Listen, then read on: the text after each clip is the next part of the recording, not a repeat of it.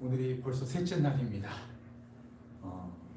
이번 사경의 주제는 라오디게아 사람들이라는 주제로 계속 이야기를 했습니다. 그래서 저희가 이틀 동안 에스더와 모르드게, 그래서 에스더서에 나오는 영적 라오디게아 교인들의 모습을 통하여 우리가 오늘날 세상과 이 세상 속에서 살아가지만 어떻게 하나님의 백성으로 서 있을 수 있는지 그런 부분들을 함께 나눴습니다.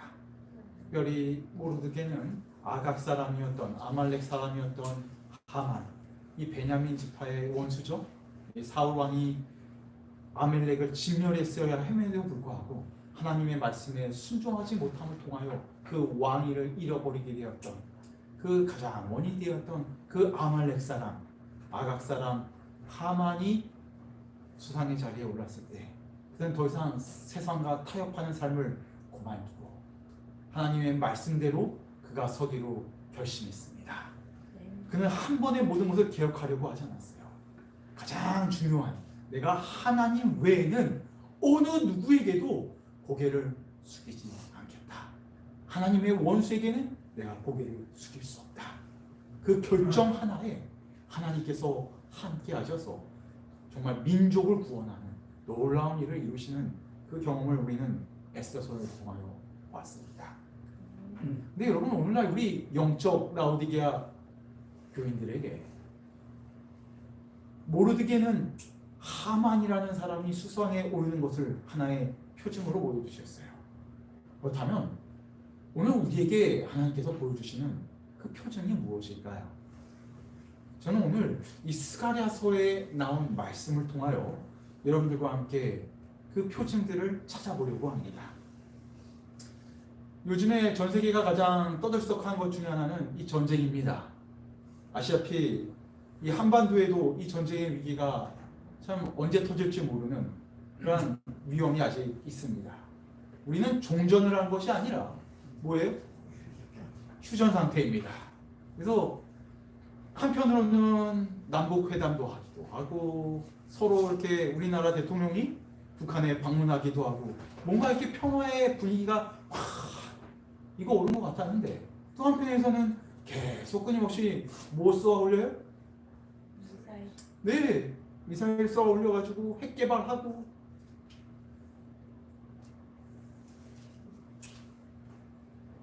지금 아시다시피 러시아와 우크라이나가 전쟁을 오랫동안 해오고 있습니다.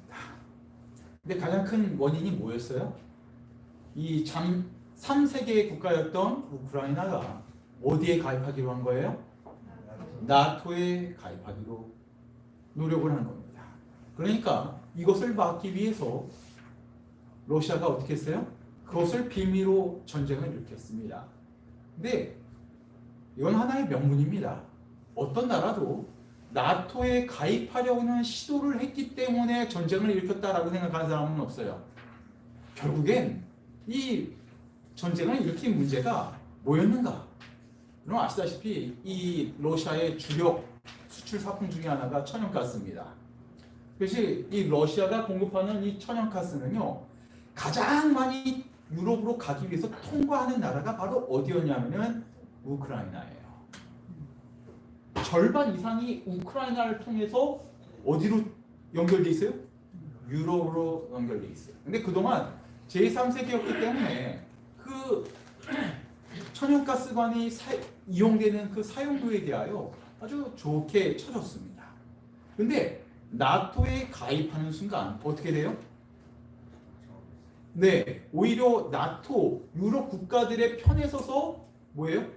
러시아가 큰 손해를 볼 수 있는 그러한 위기가 처해진 것입니다. 사실 돈 문제 때문에 이 천연가스만 사용 문제 때문에 전쟁을 일으킨 거예요.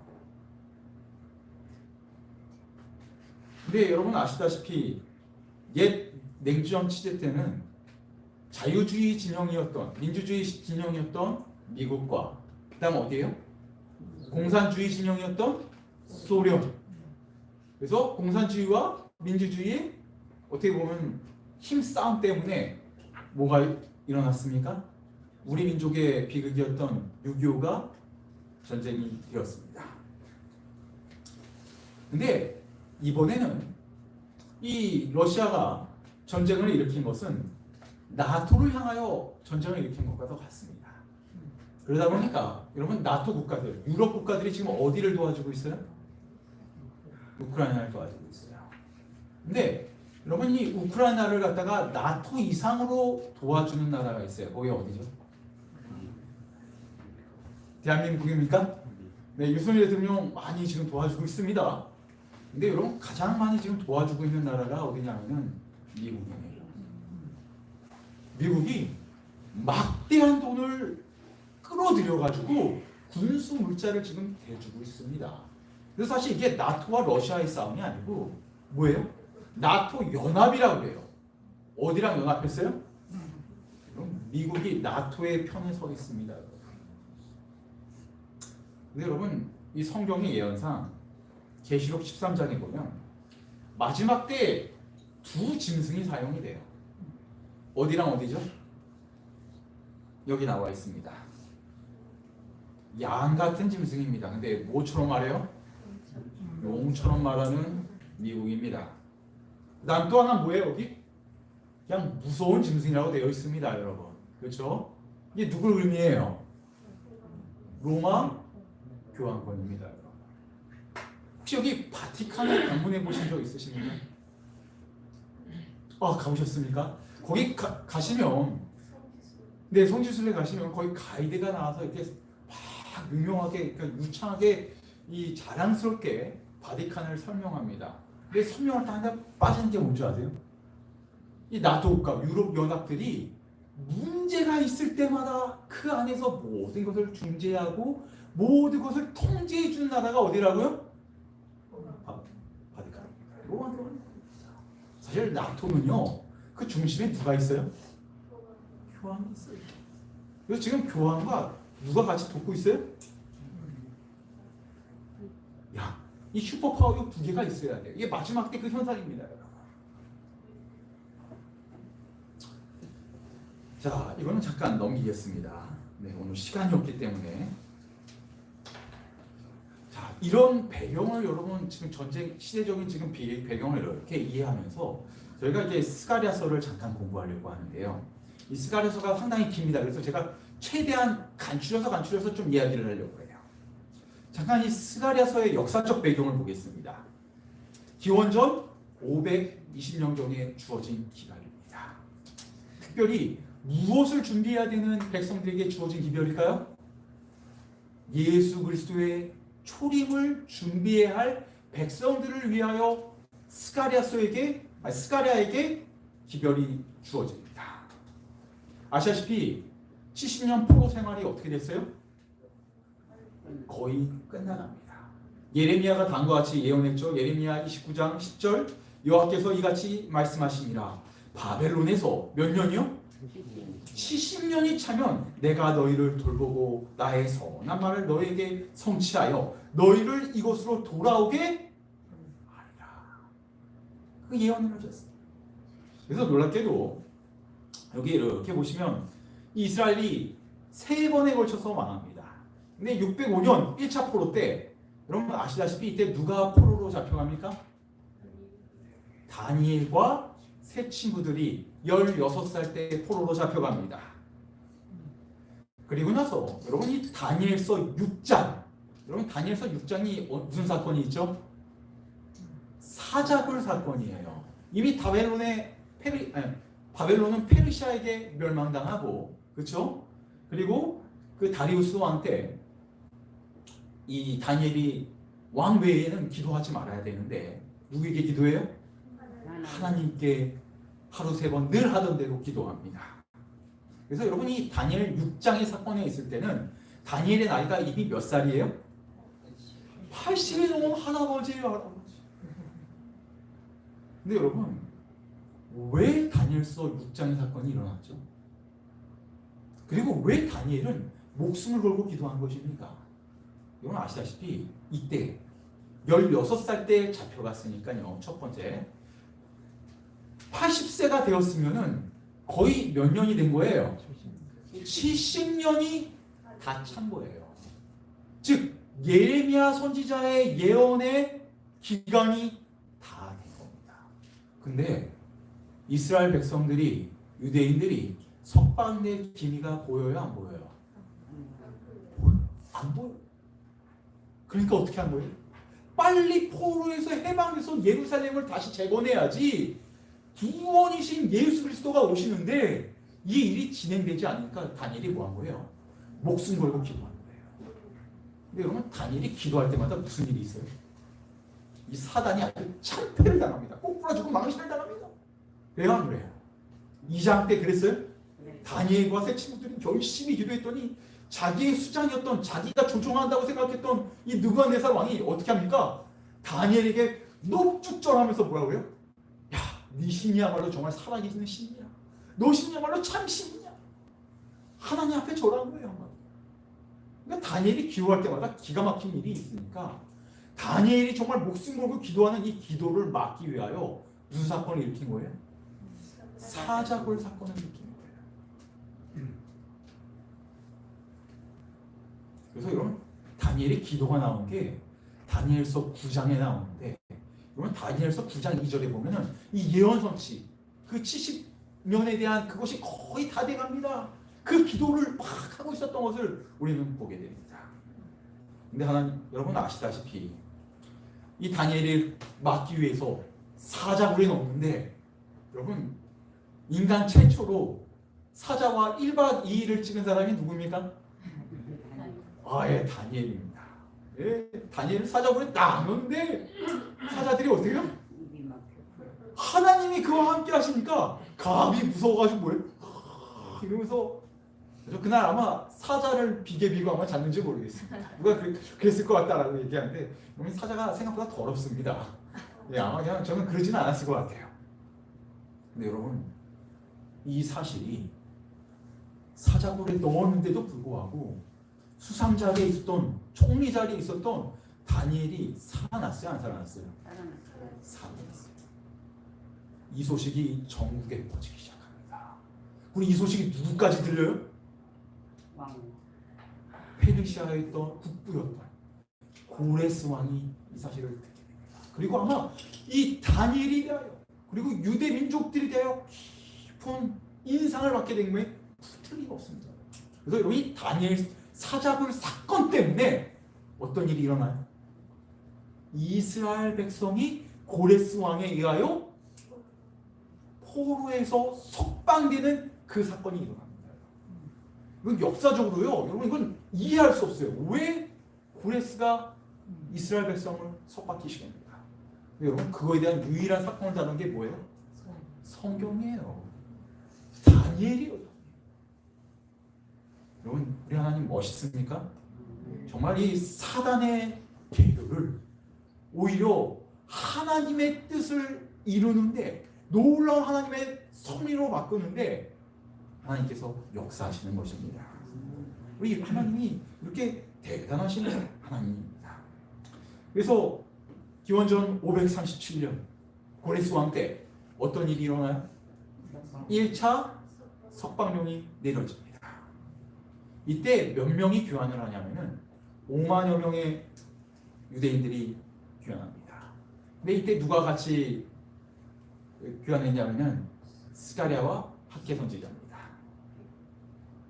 근데 기원전 530년 고레스 왕이 사망합니다. 그리고 그의 아들이었던 캄비세스 2세가 왕위에 등장을 해요. 그래가지고 이제 등극해가지고 이렇게 치리를 하다가 어디랑 싸움을 붙게 되냐면은 이집트와 전쟁을 하게 됩니다. 그래서 왕이 군대를 이끌고 딱 나가는데, 왕이 군대에 나간 사이에 수도는 벼요, 안 벼요? 펴 있어요. 이때 반란이 일어날 수 있지 않습니까? 근데 특별히 이때 누가 있었냐면은 마르디에라고 하는 스메르디스라는 형제가 있었어요, 캄비세스에. 근데 이 스메르디스가 캄비세스보다 인기가 사실 더 좋은 거예요. 왕은 캄비세스인데 인기는 그의 형제가 더 좋은 거예요. 그래서 전쟁을 하기 위하여 이집트로 내려갔다가 그 비운 사이에 동생이 반란을 일으키면 어떻게 돼요? 본인은 쪽박 차는 거예요. 그래서 어떻게 했냐면 이 동생을 죽입니다. 그리고 전쟁이 나가요. 참 무서운 왕이죠. 네. 그래서 전쟁을 치르고 있었는데 이 전쟁을 한참 이르는 틈에 죽은 동생을 사칭한 가짜가 내가 누구라고요? 스메르디스라고 하면서 왕 위에 오릅니다. 그러다 보니까 캄비세스 2세가 전쟁을 하다가 자기 분명히 죽이고 왔던 그 동생이 왕이 올랐다는 말을 듣고 깜짝 놀래가지고 이 천천병력 같은 말 이거 어떻게 된 거야 하고 회군을 하다가 너무 스트레스를 받았는지 거기서 급사합니다. 그래서 시리아에서 상황이 와요. 그리고 가우마타라는 가짜 스메르디스에 의하여 나라가 통치되게 됩니다. 즉 가짜 왕의 이 페르시아 온 메소포타미아 지역들이 통치를 받게 된 거예요. 근데 이때 무슨 일이 일어나는가? 그럼 고레스 왕한테 뭐라고 했어요? 석방령을 내려가지고 어떻게 했습니까? 예, 이스라엘 백성들이 성전을 재건하는 걸 돕습니다. 근데 가짜 왕이 딱 등극하면서 성전 건축이 어떻게 돼버려요? 중단돼버려요. 그리고 나서 이 가짜 왕을 다리우스 1세가 어떻게 해요? 반란을 일으켜서 그 제위에서 물러나게 합니다. 그리고 다리우스 1세 때 드디어 나라가 안정을 차지하면서 다시 학계와 스가랴 이들을 일으켜서 다시 성전을 어떻게 하라고요? 중단되었던 성전 건축을 재건하라라고 이렇게 시작되는 것입니다. 그때 주어진 메시지가 바로 스가랴서다라는 그런 역사적인 배경을 보시면 됩니다. 여러분, 국제 정세가 혼미했습니다. 정신없었어요. 왕이 막 바뀌고 가짜 왕이 등극하고 이럴 때 갑자기 어떻게 됐어요? 성전 건축이 중단되었습니다. 근데 여러분, 지원만 끊긴 게 아니고 여러분 이 성경에 읽어보면 누가 텃세를 부립니까? 주변에 있었던 특별히 사마리아 민족들, 네, 그들이 뭐하기 시작해요? 우리가 먼저 여기 자리 잡고 있었는데 너네 왜 다시 돌아왔냐? 텃세를 부리면서 뭐예요? 자꾸 성전 건축을 방해해요. 그래서 지원도 끊기니까 가뜩이나 힘든데 지원마저 끊겨버렸어요. 여러분, 이런 일이 발생하자 그들이 믿음으로 돌아왔던 그 5만여 명의 포로 귀환자들, 그들이 어떻게 했을까요? 무슨 일을 했을까요? 그럼 그거에 대한 답이 이 학개서에 나옵니다. 학개서 1장 4절 5절 한번 보세요. 그들이 어떻게 했는지 한번 보세요. 이 성전이 황폐하였거늘 너희가 이때에 판벽한 집에 거주하는 것이 옳으냐? 그러므로 이제 만군의 여호와가 이같이 말하노라. 너희는 너희 행위를 살필지냐? 여러분, 지금 뭐를 건축해야 돼요? 성전을 건축하고 성벽을 건축해야 돼요. 근데 이게 갑자기 딱 끝이니까 이들이 지금 뭐 건축하고 있어요? 자기 집 건축하는 거예요. 자기 집. 성전을 먼저 건축하고 온 사람들이 자기 집부터 건축하는 거예요. 그러니까 저기 뭐라고 학계가 뭐라고? 야, 너네 살펴 정신 차려. 그러고 있을 때가 아니야. 얘기하고 있는 거예요. 그럼 마지막 때도 이런 일이 있을까요? 주님의 재림을 준비할 백성. 막 국제 전세가 흔들리고 세상이 어지럽고 이런 가운데 예수님 오실 기미가 보이지도 않고 이러다 보니까 뜨뜻미지근해서 뭐 하는 거예요? 한쪽은 세상에 걸치고 한쪽은 교회에 걸치고 그냥 양다리 걸치고 있는 거예요. 그러면서 여러분, 요즘 참 우리나라 사회가 맞는 것 같아요. 가장 신경 쓰는 게 뭐예요? 부동산 투자입니다. 여러분, 그 잔치에 초대되었던 그 백성들이 핑계를 대는데 뭐예요? 장가 가야 합니다. 소도 사야 합니다. 농가 밭에 가서 할 일이 많습니다. 핑계 대죠, 여러분. 여러분, 오해하지 마세요. 실 가는 일이 잘못됐다는 말이 아닙니다. 장가 가는 게 잘못됐다는 말이 아니에요. 농가 밭에 나가서 일하는 거 잘못됐다는 말이 아니에요. 집 사는 거 잘못됐다는 것이 아니에요.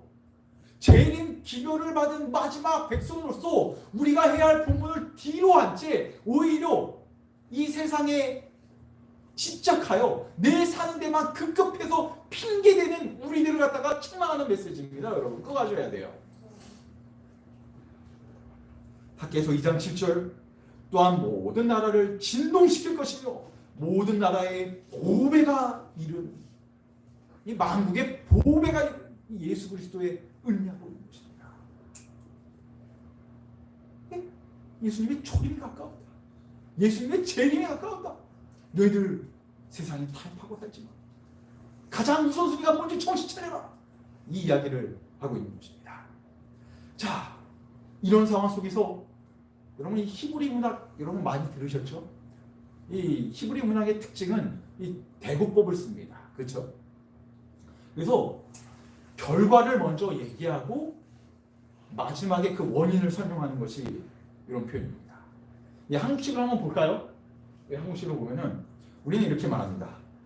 짜장면을 먹었더니 니입니다. 배불러. 이게 한국식 표현이에요. 근데 여러분 히브리식 표현은 결과부터 얘기합니다. 배불러. 왜? 짜장면 먹었더니. 이렇게 표현합니다. 또 하나 예를 들어볼게요. 일본에서 지진이 나서 사람이 죽었대. 이게 한국적인 표현입니다. 일본에서 지진이 나서 사람이 많이 죽었대요. 근데 여러분 히브리식으로는 어떻게 해요? 일본에서 사람이 많이 죽었대. 결과부터 얘기합니다. 왜? 지진이 나서. 네, 이런 식으로 표현돼요. 그래서 이걸 갖다가 이제 대구법이라는데 특별히 이 예언서에서는 교차 대구라는 표현을 씁니다. 그래서 가장 중요한 게 먼저 그러니까 어떤 식으로 되어 있냐면은 결과가 먼저 나오고 뒤에 원인이 나오고 가장 중요한 결론을 이 가운데다 놓는 그러한 형식으로 쓰여집니다. 이 이 스가랴서의 구조도요. 여러분 이렇게 보시면 1장부터 6장까지는 예언 파트예요. 예언 파트. 그래서 이 예언 파트를 쭉 보시면은 이 교차 대구적인 그런 요소를 얘기하고 있습니다. 먼저 결과를 얘기하고 그 다음에 원인을 설명하는 그런 식의 구조로 이야기되는 것입니다. 여러분 이 성경도 교차되는 거 아시죠? 전체를 보면. 그래서 창세기 1장, 2장이 어디서 반복돼요? 가장 마지막인 계시록 21장, 22장. 그다음 계시록 창세기 3장의 내용이 계시록 20장에 반복되고. 그리고 가장 그러니까 이 히브리 문학에서 가장 중요한 걸 어디다 둔다고요? 가운데로. 근데 여러분 이 성경의 가운데가 어디예요? 시편입니다. 근데 여러분 이 시편을 보면은 이게 다윗의 찬양이구나, 다윗의 기도 제목이구나라고 보지만 여러분 이것이 다윗의 기도 제목이 아니에요. 이 시편에 가장 많이 나타내고 있는 내용이 뭐예요? 예수 그리스도의 삶입니다. 그래서 여러분 이렇게 보시면 가장 대표적인 것 중에 하나죠. 시편 22편에 보면 무슨 내용이 돼 있어요? 예수님이 금요일 날 십자가에서 당할 고난을 얘기하고 있습니다. 그래서 1절에 보면은 하나님이여, 내 하나님이여, 어찌하여 나를 버리셨나이까? 막 얘기를 하면서 내가 걔들에게 이렇게 울러싸이고 내 옷이 제비 뽑아지고 막 이런 이야기가 있는데 이거는 다윗이 당한 경험이 아니에요. 그가 영감의 시를 통하여 장차 예수님이 십자가에서 당하실 그 고난을 얘기하고 있습니다. 그리고 여러분 아시다시피 금요일 다음에 안식일에 예수님이 어떻게 하셨어요? 안식하셨어요. 그래서 여러분 시편 23편이 무슨 내용이에요? 목자이시, 나를 편안한 물가로 인도하시는 목자이시가 나옵니다. 그리고 시편 23편 드디어 일요일날 예수님이 어떻게 해요? 부활하세요. 문들아 들어라. 그 부활에 대한 내용이 나오면서 여러분 이 시편을 자세히 보시면 무슨 내용이에요? 예수 그리스도입니다. 자, 이걸 보면서 이 스가랴를 보실 텐데요. 먼저 스가랴 1장을 한번 보시겠습니다. 1장에 보시면은 이제 7절부터 17절까지 이제 계시가 나옵니다. 어떤 내용인가? 여기 보니까 몇 개의 말이 등장합니까? 그림에 4개의 말이 등장합니다. 여기 네 개의 말이 등장하는 것을 봅니다. 내가 밤에 보니 한 사람이 붉은 말을 타고 골짜기 속 화석류 나무 사이에 섰고 그 뒤에 붉은 말과 자줏빛 말과 백마가 있기로. 그럼 지금 말이 몇 개가 등장해요? 처음에 붉은 말이 등장하고 그 뒤에 뭐예요? 붉은 말, 자줏빛 말, 백마 총 4개의 말이 나옵니다. 내가 말하되 내 주여 이들이 무엇입니까 하니 내게 말하는 천사가 내게 이르되 이들이 무엇인지 내가 내게 보이리라 하니 8절 화석류 나무 사이에 선 자가 대답하여 이르되 이는 여호와께서 땅에 두루 다니라고 보내신 자들이니라. 그들이 화석류 나무 사이에 선 여호와의 천사에게 말하되 우리가 땅에 두루 다녀 보니 온 땅이 평안하고 조용하더이다. 여기 지금 계시의 내용을 보시면 이와 같습니다. 4개의 말이 등장하고 이 말들이 어떻게 합니까? 세상을 두루 다니면서 살펴봅니다. 그리고 나서 돌아와서 누구에게 말해요? 여호와의 사자에게 얘기합니다. 뭐라고요? 평화가 돌아왔습니다. 그러면 이 4개의 말, 이 말탄 자들은 누구인가? 예, 많은 분들이 이걸 뭐와 연결시키냐면은 계시록에 나오는 4명의 말탄 자들과 이렇게 연결시켜서 예언하시는, 그러니까 해석하시는 분이 있습니다. 근데 그렇지 않아요. 조금 보겠습니다. 1장 10절, 11절 화석류 나무의 손자가 대답하여 이르되 여호와께서 땅에 두루 다니라고 보내신 자들이라. 여러분 이 4개의 말탄 자들이 어떤 자들이라고요? 땅에 두루 다니면서 살펴보라고 보낸 자들이라는 거예요. 여러분. 근데 그들이 와가지고 지금 대답하는 게 뭐예요? 온 땅이 평안하고 조용하더이다. 평화가 돌아왔습니다. 이 얘기를 하는 거예요. 그래서 분명히 성경은 지금 뭐라고 얘기하고 있어요? 따로 땅에 두루 다니라고 보낸 자들이다 라고 스가랴서에서는 얘기하고 있습니다. 그러면 화석류 나무 사이에 선 여호와의 천사 이는 누구입니까? 여러분 이 여호와의 천사라는 말은 일반 천사들하고는 구별되게끔 표현되어 있습니다. 그리고 특별히 이 여호와의 천사다라고 표현이 되면요, 여러분 누구를 의미하는 거냐면 바로 예수 그리스도를 의미하는 겁니다. 이 스가랴서에서도 3장 1절하고 6절에 보면은 성소에서 변호하시는 주님의 모습으로 또한 표현되고 있습니다. 그 다음에 출애굽기 3장 2절 한번 보세요. 이게 모세가 누구를 볼 때예요? 떨기나무 가운데서 하나님을 뵐 때입니다, 여러분. 근데 여기 뭐라고 표현되어 있어요? 여호와의 사자가 떨기나무 가운데에서 나오는 불꽃 안에서 그에게 나타납니다. 여러분, 그 떨기나무 가운데서 말씀하신 분이 누구예요? 하나님이십니다. 예수 그리스도세요. 출애굽기 23장 30절 내가 사자를 내 앞에 보내어서 길에서 너를 보호하여 너를 내가 예비한 곳에 이르게 하리니. 그 다음에 여러분 아시다시피 야곱, 이 야곱 강가에서 싸웁니다. 나중에 축복해서 뭐라고 이름을 붙였어요? 이스라엘. 누구와 싸웠다고요? 하나님. 예, 내가 하나님을 대면해서 보았는데 내 생명이 어떻게 됐다고요? 예, 보존되었다.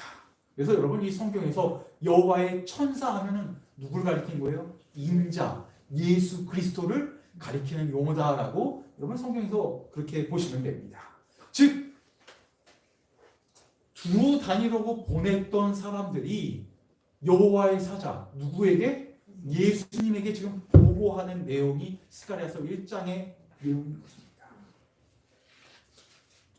자, 평화가 왔습니다. 드디어 이 땅이 전쟁이 끝쳤습니다. 근데 여러분 아까 말했죠? 히브리 문학은 먼저 뭐부터 얘기하냐고요? 결과가 왔어요. 그렇죠? 그럼 왜 결과가 왔는지 봐야 되겠죠? 그래서 여러분이 예언 파트였던 스가랴서 1장과 똑같이 대구를 이루는 게 몇 장이냐면은 6장입니다. 왜요? 1장부터 6장이 뭐예요? 하나의 예언적인 부분입니다. 그럼 여러분 다 같이 스가랴서 6장을 한번 가보겠습니다.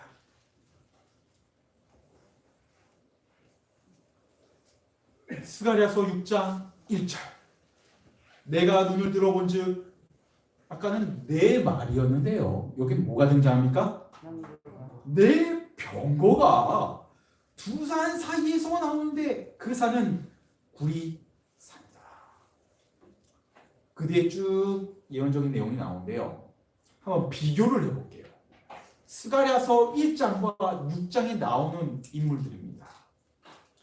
아까 보니까 화석류 나무 사이에 나옵니다. 그들이. 그렇습니까? 근데 여기는 뭐라고 그래요? 화석류 나무 사이라는 것은 두 개의 사이입니다. 두 산 사이에서 말이 등장합니다. 스가랴서 1장에서는 네 개의 말이었는데 스가랴서 6장에서는 병거입니다. 병거. 그 다음에 스가랴서 1장에서는 아까 여호와의 천사 예수 그리스도입니다. 여러분 스가랴서 6장에 보면 주 앞에 섰다라고 표현되고 있어요. 여러분 똑같은 평행 구조입니까? 네. 그리고 10절에 보시면 스가랴서 1장 10절에는 두루다니라고 보냈는데 스가랴서 6장 7절 똑같은 표현이 나옵니다. 뭐라고요? 땅에 두루 다니고자 하니 그가 이르되 너희는 여기서 나가서 땅에 두루 다니라 하매 곧 땅에 두루 다니더라. 똑같은 표현이에요, 아니에요? 똑같은 표현이에요. 즉 여러분 지금 스가랴서 1장과 6장이 지금 뭘 이루고 있는 거예요? 똑같은 평행 구조를 이루고 있는 거예요. 마치 다니엘서 2장과 다니엘서 몇 장이 평행 구조를 이뤄요? 다니엘서 7장이 평행 구조를 이루는 거죠. 스가랴서 6장 8절. 그가 외쳐 일러 가로되 북방으로 나간 자들이 북방에서 내 마음을 시원하게 하였느니라 하더라. 내 병거가 두루 다니더니 북방에 나가더니 그들이 어떻게 했어요? 예수님의 마음을 아주 평안하게 만족스럽게 했다는 것입니다. 즉 여러분 왜 평화가 돌아왔는가? 왜 국제 정세가 안정되고 여러분 국제 정세가 안정돼야지 스가랴서 때 뭐가 재건돼요? 성전이 재건됩니다. 여러분. 성전이 재건돼서 예루살렘이 재건돼서 누가 오실 수 있어요? 예수님이 오실 수 있는 것입니다. 즉 예수 그리스도의 초림을 빨리 앞당기기 위하여 국제 정세를 안정화해서 성전을 회복시키는 것입니다. 재건하는 것입니다. 그 이유가 여기에 나와 있는 것입니다. 여러분 계시록 7장 제가 이걸 시간이 될지 모르겠어요. 근데 여러분 정말 이게 스가랴서와 똑같은 메시지 마지막 때의 백성들에 대한 메시지잖아요. 근데 여러분 이 메시지가 어디에 또 등장하냐면 요한계시록에 등장합니다. 요한계시록 7장을 보시면 어떻게 돼 있어요? 1절에 어떻게 시작하는가 한번 보세요. 이일 후에 내가 내 천사가 땅에 내 모퉁이에 선 것을 보니 땅의 사방에 바람을 붙잡아 바람으로 하여금 땅에나 바다에 각종 나무에 불지 못하게 하더라. 바람을 잡고 있습니다. 여러분 아시다시피 성경에서 이 바람이 뭘 의미해요? 전쟁, 국제 전세의 그 혼잡함을 등장합니다. 이거 시간이 되면 제가 토요일날 제가 말씀을 드리면 더 좋을 것 같아요. 참 큰 깊이가 있어요. 그래서 이게 일곱인, 그 다음에 일곱 나팔 그 사이에 항상 여섯째와 일곱째는 항상 예수 그리스도의 심판입니다. 재림입니다. 근데 재림 전에 항상 막간이라는 게 등장해요. 잠깐의 인터벌 시간, 그게 예언에 딱 나와 있어요. 근데 그 내용의 공통점들이 바로 바람을 잡고 있는 천사와 전쟁을 맡고 있는 천사에 대한 내용이 있습니다. 이건 나중에 제가 좀 계시록 혹시라도 시간이 되면은 그때 좀 이렇게 말씀을 드리고요. 자, 그래서 여러분 평화가 찾아온 거예요. 자, 여기 한번 보겠습니다. 스가랴서 1장 18절 19절에 보시면은 내 뿔에 대한 내용이 나옵니다. 근데 이제 평화가 찾아왔습니다 라고 하더니 18절 19절 한번 읽겠습니다. 뭐라고 하는지요. 내가 눈을 들어본즉 내 뿔이 보이기로 이에 내가 말하는 천사에게 묻되 이들이 무엇입니까? 내게 대답하되 이것은 유다와 이스라엘과 예루살렘을 해친 뿔이니라. 내가 가로되 그들이 무엇하러 왔나이까 하며 대답하여 가로되 그 뿔들이 유다를 해쳐서 사람으로 등이 머리를 들지 못하게 하며 이 공장들이 와서 그것들을 두렵게 하고 이전에 뿔들을 들어 유다 땅을 해친 열국의 뿔을 떨어치려 하느니라. 여러분 이 네 뿔이 나왔는데 이 네 뿔 갖다가 어떻게 버렸어요? 쳐 잘라버렸어요. 왜요? 이 네 뿔이 뭐였어요? 이스라엘이 평화가 이르러 와서 재건하는데 방해하는 뿔들을 제거했다는 것입니다. 근데 놀랍게도 이게 나중에 역사를 보시면 이 네 개의 나라가 평정됩니다. 페르시아에서 이집트, 시리아, 몇국 네 개의 나라가 다 평정되면서 국제 정세가 안정화되면서 다시 뭐예요? 재건이 시작되고 다시 또 석방론이 1차, 2차, 3차에 이르면서 어떻게 해요? 그들이 다 돌아오는 거예요, 여러분. 여러분, 이 똑같은 일이 마지막 때도 일어납니다. 여러분, 마지막 직전에 하나님 1차, 2차, 3차 석방령이 이루어진 것처럼 첫째 천사, 둘째 천사, 셋째 천사의 기별이 주어집니까? 안 주어집니까? 아주 긴급한 메시지로 너네 재림 준비해라. 여러분, 지금 우리가 살고 있는 이 시대, 최근에 좀 전쟁의 소용돌이가 있지만 지구 역사상 이렇게 평안하고 안정을 누려본 역사가 없습니다. 여러분, 대한민국 정말 이런 자유와 이런 풍족함이 있은 적이 있어요? 없어요? 여러분, 지금 우리가 누리고 있는 이 자유와 평등과 이 풍요는 이 지구 역사상 어떤 민족도 어떤 시대도 누리지 못한 자유와 평화와 평안을 우리가 누리고 있습니다. 여러분, 왜 이런 평안을 우리에게 주신 걸까요?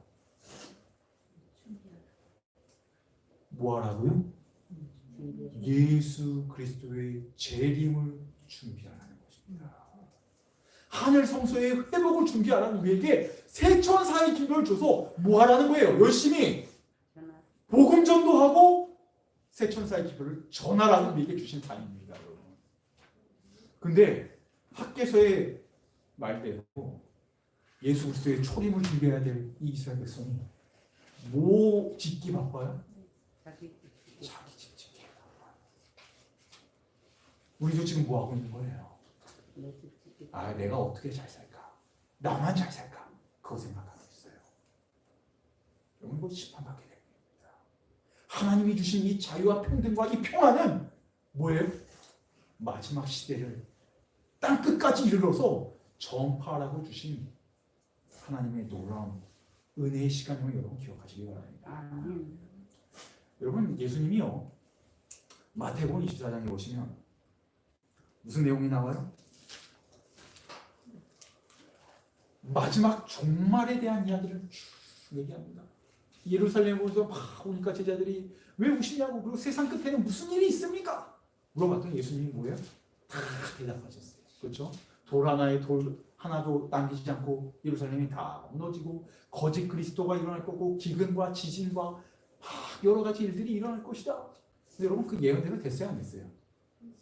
다 됐어요. 여러분, 그 당시 예수님은 그 예루살렘, 그 유대 그 지역에서만 알려진 인물입니다. 근데 여러분, 지금 전국에 전 세상 온 세상에 예수님의 이름을 모르는 사람이 있어요, 없어요? 없어요. 거의 없습니다. 근데 놀랍게도 자칭 예수가 전 세계에 많습니까? 여러분 우리나라만 해도 한 300여 명 된다고 합니다. 맞습니까? 뭐 대표적인 사람 있죠? 많죠? 네. 안상홍 씨 죽었더니 갑자기 그 와이프만 남았잖아요. 그래서 갑자기 어머니 하나님 교회를 만들어가지고 엄마 하나님 네 열심히 지금 또 교리 전하면서 하나님의 교회 또 만들고 있지 않아요? 전 세계적으로 몇 명일까요? 자칭 예수가요? 어마어마하게 많습니다. 사람을 현혹하는 일이 일어났어요? 마지막 때 그런 일이 일어났어요? 정말 일어났어요, 여러분. 기근과 지진 이건 지질학자들이 더 알아요. 통계를 해봤더니 연수가 더하면 더할수록 뭐 하고 있어요? 지진과 그런 기근들이 더 급수적으로 증가하고 있어요. 근데 이 마태복음 24장을 딱 얘기하신 다음에 마지막 때에 대한 징조를 얘기하신 다음에 여러분 25장 보세요. 25장의 비유로 딱 얘기합니다. 이때 주어진 비유가 뭐예요, 여러분? 달란트의 비유입니다. 달란트 아시죠? 너무 뭐말 안. 5달란트 또 몇 개 받았어요? 2달란트, 1달란트. 근데 왕이 돌아와가지고 칭찬합니다. 5달란트, 2달란트 다 칭찬해요. 근데 욕 먹고 심판 받은 사람이 누구예요? 쫓겨난 사람 누구예요? 왜요? 땅에다 묻어놨어요. 땅에다 묻었어요. 근데 여기 한번 보세요. 그가 뭐라고 핑계대는지 한번 보세요. 24절. 한 달란트 받았던 자도 와서 가로되 주여 당신은 굳은 사람이라 심지 않은 데서 거두고 해치지 않은 데서 모으는 줄 내가 알았으므로 두려워하여 나가서 당신의 달란트를 땅에 감추어 뒀나이다. 보소서 당신의 것을 다시 받으시라. 그럼 지금 이 주인을 갖다가 어떻게 여기고 있어요? 굳은 사람입니다. 심지 않은 데서 거두시는 분입니다. 지금 예수님을 단단히 오해하고 있는 거예요. 만약 이 사람이 그 한 달란트 가지고 장사했는데 다 미쳐도 못 가지고 마이너스가 됐어. 그래서 주인 오셔서 제가 한 달란트 받으면 어떻게라도 제가 해보려고 열심히 좀 일을 해봤는데 오히려 마이너스 됐어요. 죄송합니다. 왜 5달란트 몇 달란트 하겠고 너 어떻게 마이너스냐? 너 혼 좀 나야 되겠다. 그랬을까요? 아니요. 아니에요. 그래, 내 말대로 했다가 너 정말 잘했다. 괜찮아. 오히려 그를 위로하면서 더 그를 축복했을 겁니다. 근데 왕을 단단히 심지도 않은 데서 거두시는 분입니다. 제가 그래서 이거 숨겨놓고 있다가 다시 드리는 겁니다. 악한 종이고 게으른 종이라고 심판받습니다. 여러분이 마지막 때 얘기를 하시다가 달란트 비유하신 이야기가 뭐예요? 마지막 때 일하라는 거예요, 여러분. 일하라는 거예요. 5달란트 받았던, 2달란트 받았던, 1달란트 받았던 내가 가진 그 은혜대로 은사를 가지고 뭐 하라는 거예요? 마지막 기회를 전하라는 거예요. 여러분 끝날 때까지 뭐 하라는 거예요? 일하라고, 복음 전파하라고. 이게 성경적인 마지막 때 백성들의 삶입니다. 그거 기억하셔야 돼요. 성경은 일하라고 했어요. 일하라고 했어요. 근데 여러분 기억나시죠? 1980년대 후반부터 90년대까지 여러분 무슨 분이 있었어요? 시골 생활. 예수님 재림하신 우리 시골로 돌아가야겠다. 이제 곧 있으면 뭐 일어난다고? 일요일. 여러분 죄송하지만요. 이게 성경적인 메시지가 아니에요. 성경은 뭐라고 하고 있어요? 일하라고 있어요. 1달란트 받든 5달란트 받든. 여러분 한 가지 예를 더 드려볼까요? 예수님의 제자들은 예수님의 재림이 곧 오는 줄 알고 어떻게 했어요? 땅끝까지 이르러 전했습니다. 그들 시골로 들어가가지고요. 시골 생활하면서 예수님 곧 오실 거 우리 준비합시다. 이거 안 했어요. 죽더라도 톱에 썰려서 죽어도 야곱은 톱에 썰려서 죽었습니다. 그렇게 죽어도 뭐 했어요? 전하다 죽었어요. 복음 전하다 죽었어요. 이게 그들은 예수님이 이렇게 늦게 올지 상상조차도 못했어요. 곧 오실 줄 알고 그렇게 준비하면서 살았던 모습입니다, 여러분. 여러분, 저희가 엘렌 화이트 부인의 그 기별을 참 중히 여깁니다. 근데 그것을 보실 때 엘렌 화이트 부인 자체도 뭐라고 했어요? 이 기별이 성경에 맞는지 뭐 하라고요? 분간해야 된다고. 다 받아들여서는 안 된다라고 얘기했어요. 그래서 여러분, 이 엘렌 화이트 부인의 글은요, 어떤 것은 되게 글로벌하게 전해지는 메시지가 있습니다. 근데 어떤 거는 뭐예요? 로컬적인, 지역적인, 민족적인 그러한 메시지가 있는 것을 여러분 아셔야 돼요. 여러분, 대한민국에 시골이 있을까요? 없을까요? 여러분, 시골이 있어요? 없어요? 없어요, 여러분. 시골 들어가도요, 다 발견돼요, 요즘에는요. 다 길이 다 나 있어요. 그거 시골이 아니에요. 근데 여러분, 미국 시골 있을까요? 없을까요? 있어요. 거지도 많아요. 어마어마 땅이 얼마나 큰지 여러분, 사람이 사는 것보다 사람이 안 사는 곳이 더 많습니다. 그냥 들어가면 뭐예요? 찾기 힘든 것들이 그렇게 많아요. 근데 여러분, 이 내용을 갖다가 우리한테 적용해가지고 지금 우리 시골 생활해야 된다, 들어가야 된다. 여러분, 죄송하지만 일단 성경은 그렇게 얘기하고 있지 않아요. 뭐 하라고요? 일하라. 여러분, 지금 하나님이 이런 평안의 시대를 우리에게 준 것은 땅 끝까지 이르러 뭐 하라고요? 복음 전파하라. 여러분, 대부분의 나라가 복음이 전파되었습니다. 예? 여러분, 사우디아라비아에도 안식교회가 있는 거 아세요? 몰라요? 예, 여러분, 사우디아라비아에도 안식교회가 있습니다. 물론 이거는 인터내셔널 처치, 거기서 일하는 외국인들이 모여서 생긴 교회이긴 합니다. 근데 여러분, 이 중동 지방을 위해서 지금 점점점 뭐 하고 있어요? 복음이 전해지고 있어요. 유럽은 여러분, 이 중동 쪽으로 가기에는 민족적으로, 역사적으로 많은 유감이 있어요. 지역적으로도요. 그렇습니까? 네. 근데 여러분, 이 아랍권과 가장 가까운 나라가 어디예요? 아시아입니다. 아시아. 그래서 저는 이번에 이 부가테지아가 세 개의 나라를 어떻게 했어요? 합류시켰습니다. 근데 그 세 개의 나라가 어떤 나라냐면 무슬림 인구수가 가장 많은 나라 중에 하나예요. 그래서 여러분이 부가테지아가요, 어떻게 되어버렸냐면 무슬림 인구가, 이슬람 사람이 가장 많이 사는 지역으로 변했습니다. 제가 봤을 때 하나님이 이렇게 저에게 주신 이 풍요와 안전은 이것을 가지고 뭐 하라고요?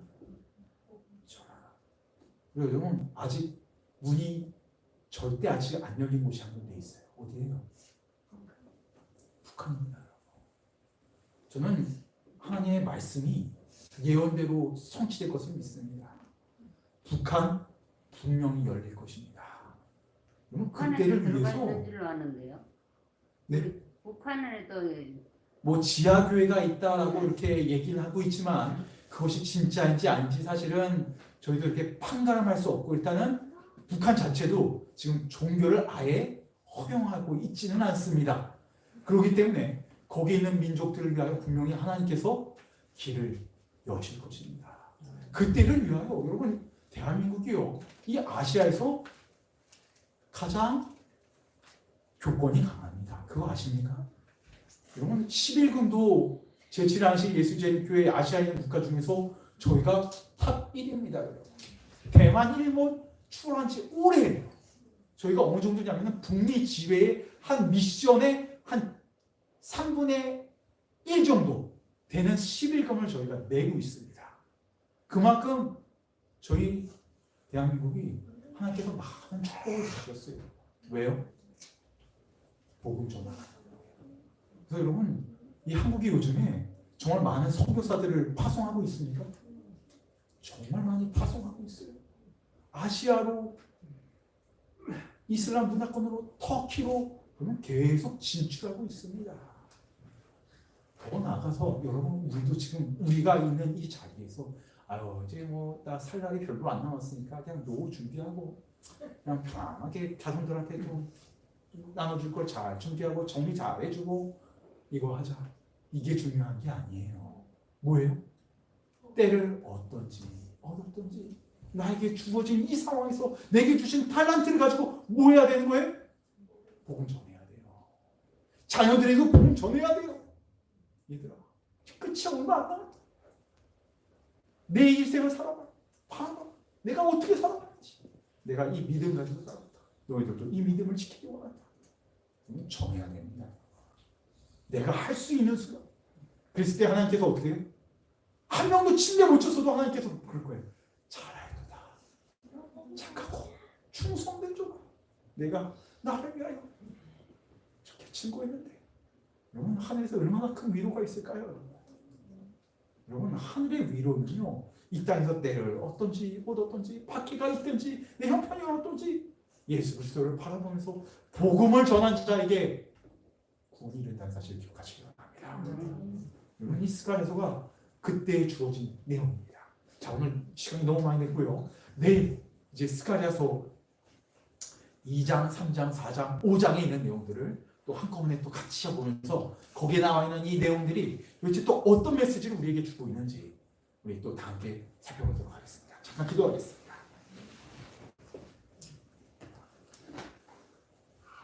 하늘에 계신 하나님 아버지, 오늘 이 예언의 말씀을 통하여 마지막 때 우리에게 주신 이 풍요와 평안과 안정이 무엇을 위하여 주어졌는지 이것을 알게 하시니 감사합니다. 또한 이러한 가운데 있는 것이 바로 주님의 놀라우신 관심과 하나님의 돌보심 가운데 있음을 인하여 감사드립니다. 아버지 하나님, 저희 마음 가운데 정말 착하고 충성된 종의 마음을 주셔서 주의 사업을 위하여 때를 어떤지 못 얻었지 헌신할 수 있도록 주님께서 도와주시옵소서. 하나님, 저희가 세속적인 것과 세상의 염려에 빠져 있다면 그것부터 돌이킬 수 있도록 은혜를 베푸시고 힘을 허락하여 주시옵소서. 예수님의 이름으로 간절히 기도합니다. 아멘.